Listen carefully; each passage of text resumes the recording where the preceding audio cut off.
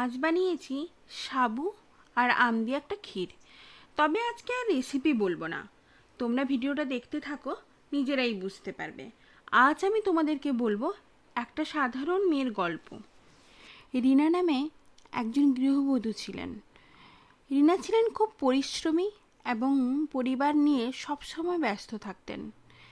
তিনি সবার সুখের জন্য নিজের ইচ্ছে চাহিদা সব কিছু ত্যাগ করতেন, কিন্তু তার এই পরিশ্রম এবং ত্যাগ স্বীকারের কথা কেউ বুঝতো না, এমনকি তার স্বামীও না।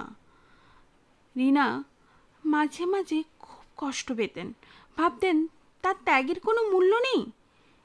একদিন তিনি তার মনের কষ্ট নিয়ে একজন মাতৃসমা বৃদ্ধার সাথে কথা বললেন।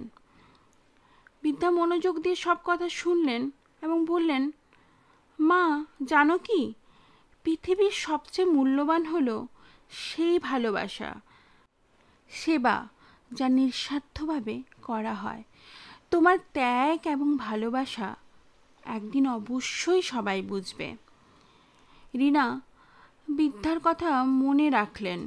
ধীরে ধীরে তিনি উপলব্ধি করতে লাগলেন যে তার কাজের মূল্য নিজেকেই দেওয়াই সবচেয়ে গুরুত্বপূর্ণ।